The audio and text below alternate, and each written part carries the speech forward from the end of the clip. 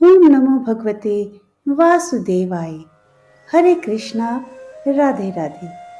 आज की इस वीडियो में हम जानेंगे पाप मोचनी एकादशी के बारे में, जो कि चैत्र मास के कृष्ण पक्ष में आती है। यह एकादशी सभी तरह के पापों से मुक्ति दिलाती है। चैत्र कृष्ण पक्ष एकादशी पाप मोचनी है। इस व्रत को करने से मनुष्य जहाँ विष्णु पद को प्राप्त करता है, वहीं उसके समस्त कलुष समाप्त होकर निर्मल मन में श्री हरि का वास हो जाता है। यदि आपने अभी तक इस चैनल को सब्सक्राइब नहीं किया तो कृपया सब्सक्राइब करें तथा लाइक और बेल का आइकन प्रेस करें। धन्यवाद। पद्म पुराण में वर्णित कथाओं में एकादशी को भगवान श्री हरि विष्णु का ही स्वरूप माना जाता है। माना जाता है कि इस दिन जातक के द्वारा व्रत रखने पर उन्हें सांसारिक सुख मिलता है। मृत्यु के बाद ऐसे जातक वैकुंठ धाम को जाता है। पाप मोचनी एकादशी के दिन व्रत रखने से ब्रह्म हत्या, सुवर्ण चोरी, सुरापान जैसे पापों से मुक्ति मिलती है। जातक ये व्रत रख अपने पापों का प्रायश्चित भी करते हैं। इस व्रत से एक दिन पहले सात्विक भोजन दिन में एक बार करना चाहिए। पाप मोचनी एकादशी के दिन ब्रह्म मुहूर्त में उठकर सभी कामों से निवृत्त होकर स्नान आदि कर लें। भगवान विष्णु का मनन करते हुए व्रत का संकल्प लें। इसके बाद पूजा आरंभ करें। भगवान विष्णु को जल, पीला फूल, माला, पीला चंदन, अक्षत आदि चढ़ाएं। इसके बाद केला सहित अन्य भोग लगाएं और तुलसी दल चढ़ाएं। इसके बाद घी का दीपक और धूप जलाएं। फिर मंत्र के साथ एकादशी व्रत कथा और विष्णु सहस्त्र नाम का पाठ सुने। इसके उपरांत विधिवत आरती कर भगवान विष्णु का ध्यान करें। इस दिन रात्रि में जागरण कर श्री हरि की उपासना करने से पाप का प्रायश्चित कर सकते हैं। दिन भर एकादशी का व्रत रखें और द्वादशी के दिन पुनः पूजा करने के बाद ब्राह्मणों को दान देने के बाद व्रत खोल लें। एकादशी तिथि प्रारंभ होगी 17 मार्च 2023 दोपहर को 2:06 से शुरू होकर 18 मार्च 2023 को सुबह 11:13 पर समाप्त होगी। तो उदय काल को देखते हुए एकादशी का व्रत 18 मार्च 2023 को किया जाएगा। व्रत के पारण का समय 19 मार्च सुबह 6:25 से आरंभ होकर 8:07 तक रहेगा। मान्यता के अनुसार पाप मोचनी एकादशी को पापों का नाश करने वाली माना जाता है। इस व्रत को करने से तन मन शुद्ध होते हैं। साथ ही व्रत के दौरान गलत कार्यों को नहीं करने का संकल्प लेने से जीवन के सभी दुख भी दूर हो जाते हैं। इस व्रत से मानसिक शांति भी मिलती है। पाप मोचनी एकादशी एवं महात्म्य का श्रवण पठन से समस्त पाप नाश को प्राप्त हो जाते हैं। तो आइए अब पाप मोचनी एकादशी की पावन कथा का श्रवण करें। युधिष्ठिर ने पूछा, भगवान, फागुन शुक्ल पक्ष की आम्ल की एकादशी का महात्म्य तो मैंने सुन लिया, अब चैत्र कृष्ण पक्ष की एकादशी का क्या नाम है, यह बताने की कृपा कीजिए।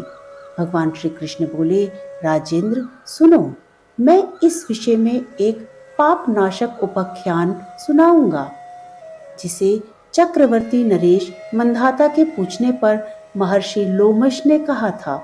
मंधाता बोले, भगवान, मैं लोगों के हित की इच्छा से यह सुनना चाहता हूँ कि चैत्र मास के कृष्ण पक्ष में किस नाम की एकादशी होती है, उसकी क्या विधि है तथा उससे किस फल की प्राप्ति होती है, कृपया ये सब बातें बतलाइए। लोमश जी ने कहा, हे नृपश्रेष्ठ, पूर्व काल की बात है।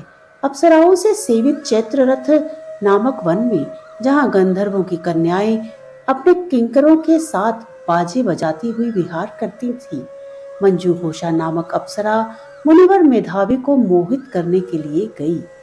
वे महर्षि उसी वन में रहकर ब्रह्मचर्य का पालन करते थे। मंजू घोषा मुनि के भय से आश्रम से एक कोस दूर ही ठहर गई और और सुंदर ढंग से वीणा बजाती हुई मधुर गीत गाने लगी। मुनि श्रेष्ठ मेधावी वहां घूमते हुए उधर से जा निकले और सुंदरी अप्सरा को इस प्रकार गान करते देख सेना सहित कामदेव से परास्त होकर बरबस मोह के वशीभूत हो गए। मुनि की ऐसी अवस्था देखकर मंजू घोषा उनके समीप आ गई। मेधावी भी उसके साथ रमण करने लगे। कामवश रमण करते हुए उन्हें रात और दिन का भी भान न रहा। इस प्रकार मुनि जनोचित सदाचार का लोप करके अप्सरा के साथ रमण करते हुए उन्हें बहुत दिन व्यतीत हो गए। मंजू घोषा देवलोक में जाने को तैयार हुई। जाते समय उसने मुनि श्रेष्ठ मेधावी से कहा, हे ब्राह्मण, अब मुझे अपने देश जाने की आज्ञा दीजिए। मेधावी बोले, हे देवी, जब तक सवेरे की संध्या ना हो जाए तब तक तुम यहीं ठहरो। अप्सरा ने कहा, हे विप्रवर, अब तक ना जाने कितनी संध्याएं चली गई। मुझ पर कृपा करके बीते हुए समय का विचार तो कीजिए। लोमश जी कहते हैं, राजन, अप्सरा की यह बात सुनकर मेधावी ने नेत्र आश्चर्य से चकित हो उठे। उस समय उन्होंने बीते हुए समय का हिसाब लगाया तो मालूम हुआ कि उसके साथ रहते हुए उन्हें 57 वर्ष हो गए थे। उसे अपनी तपस्या का विनाश करने वाली जानकर मुनि को उस पर बहुत क्रोध हुआ। उन्होंने शाप देते हुए कहा, पापिनी, तू पिशाचिनी हो जा। मुनि के शाप से दग्ध होकर वह विनय से नतमस्तक होकर बोली, विप्रवर, मेरे शाप का उद्धार कीजिए। 7 वाक्य बोलने या 7 पद साथ साथ चलने मात्र से ही सत्पुरुषों के साथ मैत्री हो जाया करती है। ब्राह्मण, मैंने तो आपके साथ अनेक वर्ष व्यतीत किए हैं, अतः स्वामिन, मुझ पर कृपा कीजिए। मुनि बोले, भद्रे, मेरी बात सुनो। इस शाप से मुक्ति पाना बहुत कठिन है। क्या करूं? तुमने मेरी बहुत बड़ी तपस्या नष्ट कर डाली है।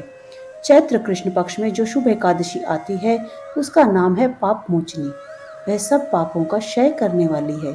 सुंदरी, उसी का व्रत करने पर तुम्हारी पिशाचता दूर होगी। ऐसा कहकर मेधावी अपने पिता मुनि वर च्यवन के आश्रम पर चले गए। उन्हें आया देख च्यवन ऋषि ने पूछा, बेटा, ये क्या किया? तुमने तो अपना सारा पुण्य ही नाश कर डाला। मेधावी बोले, पिताजी, मैंने अप्सरा के साथ रमण करने का पातक किया है।